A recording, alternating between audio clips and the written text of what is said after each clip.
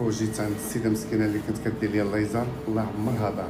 جيت عندها عرضت عليا، قالت لي اجي راه محتاجك ضروري. الناس واش تقول لي؟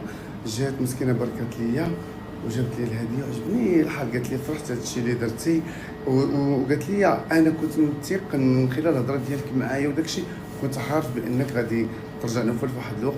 مسكينه شوف سبحان الله، حسيت هي هاد السيده.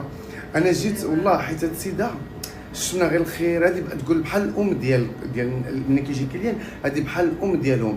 الاحترام، الادب، التعامل، الوقت اللي كتاخذ في الخدمه ديالها. فقلت انا علاش ما نجيش، واخا ما تنديرش عندها وما غاديش نجي عندها لان راكم عارفين شنو كاين، ولكن ماذا بيا نشجعها لانه كتبقى فيا عندها الوليدات كتصرف عليهم وداك الشيء. فانا نحط لكم النمره ديال الترجمه ديالها. اي واحد باغي الله بكم كدير اثمنه زوينه، ديري باي باي.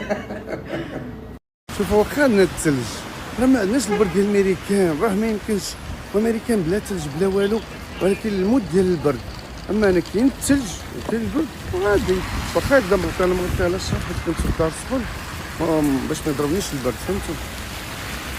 جيت كيوت صراحه. كلشي كتجي معايا ولفت الجو ديالها. شوف واحد البيوضيه فيا وواحد البشره ما عندي ما شاء الله ما شاء الله. يعطيك انا طلبات الخدمه عندي الحمد لله، ولكن انايا من النوع اللي كيفضل نمشي في المترو، فهمتوا؟ انا كنفضل نمشي في المترو. انا المواصلات ديالي هنايا في تركيا عندي طوموبيلات الحمد لله كيفضلوا ونشكروا، ولكن انا اللي درت الطوموبيله ديالي خاصه نبقى نسوقها وداك الشيء غتاخذ ديال الوقت.